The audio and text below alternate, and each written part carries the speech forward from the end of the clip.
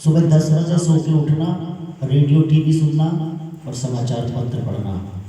अब सास बड़ी परेशान। सास ने कहा ससुर से, अजी सुनते हो, ये बहू 10 बजे सो के उठती है, रेडियो टीवी सुनना और पेपर पढ़ना, बस इसका यही काम है, काम धाम कुछ करती नहीं है। ससुर ने कहा अच्छा ऐसी बात है तो एक योजना बनाते हैं, चलो ये बहू रास्ते पे आ जाएगी। सास ने कहा मैंने बहुत कोशिश कर ली है, रास्ते पे नहीं आ रही। ससुर ने कहा तैने मुझे कहाँ बताया, मेरी योजना सुन और कल से हम इस योजना को लागू करते हैं, बहू रास्ते पे आ जाएगी। अब दोनों सास ससुर योजना बना रहे हैं। ससुर ने कहा देख मैं कल सुबह 4 बजे उठूंगा और हाथ में झाड़ू लेकर के कहूंगा कि अजी मैं घर में सकेरूंगा, उधर से तुम आना भागी भागी और झाड़ू मेरे हाथ से छीन के कहना अजी मैं कौन सा मर थोड़ी गई, मैं सकेरूंगी। तुम कहना मैं सकेरूंगी और मैं कहूंगा कि मैं सकेरूंगा, बस दोनों आपस में बनावटी झगड़ा करेंगे और बहू की आँख खुल जाएगी। बहू आएगी, बहू कहेगी पिताजी ना तो आप सकेरो और माताजी ना आप सकेरो, लाओ घर में मैं सकेर देती हूँ। दोनों ने योजना बना ली। अब अगले दिन ससुर ने जालिम ने 4 नहीं बजने दिए, 3:30 बजे आंगन में खड़ा होकर चिल्लाना शुरू कर दिया, अजी मैं घर में सकेरूंगा। अब चौधरन तो इंतजार में थी कब आवाज लगे, कब मैं दौड़ के चलूं। चौधरन निकल के आई किवाड़ के पीछे से और झाड़ू हाथ से छीन कर कहने लगी अजी मैं कौन सा मर गई, मैं भी जिंदी हूँ, लाओ मैं सकेरूंगी। ससुर ने कहा थोड़ा जोर से बोल, बहू को आवाज नहीं पहुंची अभी।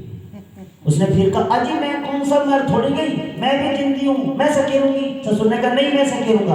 अब मैं सकेरूंगा का झगड़ा इतना बढ़ गया कि आवाज ऊंची पड़ोसी भी सुनने लगे। अब करना भगवान का, बहू की आंख खुल गई। बहू ने ऊपर से जीने की किवाड़ खोली और ऊपर से ही धन धनाती भी आई, ए पिताजी, ए माताजी, तुमने सुबह सुबह क्या महाभारत लगा रखी है। अब नीचे आई तो ससुर ने कहा बेटी महाभारत कुछ नहीं, ये तेरी सास के लिए घर में मैं सकेरूंगी और मैं कह रहा हूँ घर में मैं सकेरूंगा, बस झगड़ा तो इतना सा है।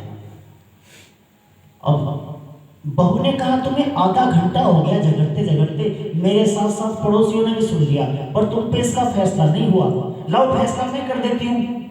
अब ससुर ने धीरे से कोहनी मारी सास पे, अब देख बहू खून में आएगी, तो मेरी योजना सुनती नहीं है, मेरी योजना सफल होती है सारी।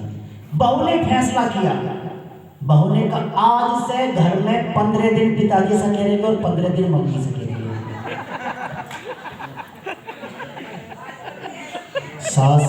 सास बोली ले सत्यानाशी, तू तो कह रहा मेरी योजना कामयाब हो, अब तो 15-15 दिन के नंबर बंद गए। पहले तो कभी कभी सकेल लग रहे, अब तो नंबर बंद गए, अब तो ड्यूटी लग गई। नु करा मेरी योजना कामयाब हो, चल घर से बाहर निकल, ढोरों की शादी करके जाता है।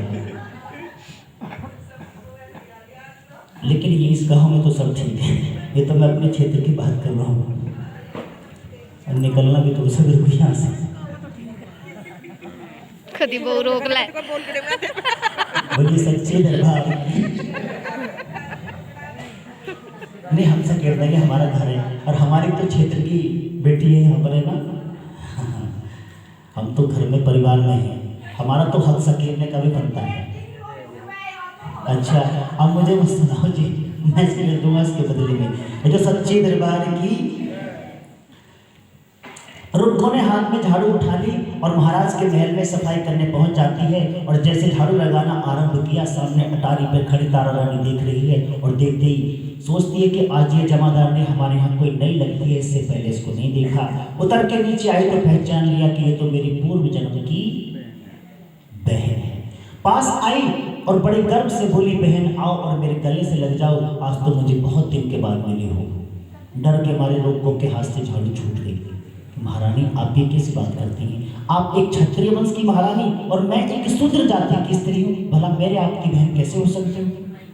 आप राजा की रानी हैं और मैं एक शूद्र स्त्री हूँ। लेकिन तारा ने कहा कि बहन याद करके देख, तूने पहले जन्म में मांस का भोजन ग्रहण किया था, मेरे श्राप के कारण तुम छिपकली की योनि में गई थी और अब ये तुम्हारा तीसरा जन्म है, तुम्हें कुछ भी याद नहीं और मुझे सब कुछ याद है। रुक्कों ने कहा ठीक है महारानी आप कहती है तो मैं मान लेती हूँ, बस मुझे कुछ याद नहीं है। तारा ने कहा बहन जो होना था हो चुका, अब तुम अपने इस जन्म को सुधारने का उपाय करो कि मुझे क्या करना चाहिए। फिर से संतों की सेवा, जगराता, भजन कीर्तन, अच्छे कर्म करो ताकि तुम्हें इस सूत्र की योनि से मुक्ति मिले। अब तारा ने रुक्कों ने कहा ठीक है बहन मैं आज से यही कर्म करूंगी। उसी वक्त रुक्को ने मनौती मांगी कि माँ तेरी कृपा से अगर मुझे एक पुत्र की प्राप्ति हो जाए तो मैं भी तेरा जगराता अवश्य कराऊंगी। यही तो हम करते हैं। जब हमारी किसी इच्छा की पूर्ति होनी होती है तो हम भगवान के मंदिर में जाते हैं, एक लोटा जल। आजकल तो लोटे भी इतने इतने से आ रहे हैं, घूंट पानी आ गया उसमें केवल। भगवान की पिंडी पर एक लोटा जल अर्पण किया और डिमांड की इतनी लंबी लिस्ट भगवान के सामने रख देते हैं कि पुत्र की नौकरी भी लग जाए, मकान भी बन जाए, व्यापार भी चल जाए, काय में एक लोटा जल है। लेकिन याद रखिए मेरे भाई बहन, जिसने हमें इस धरती पर भेजा है उसको हमारी आवश्यकता भी पता है, हमें किस चीज की आवश्यकता है। जितने धन की हमें आवश्यकता होगी उस समय पर वो देता है। परम पिता से प्यार नहीं, सुंदर है व्यवहार नहीं, इसीलिए तो आज देख लो सुखी कोई परिवार नहीं। आइए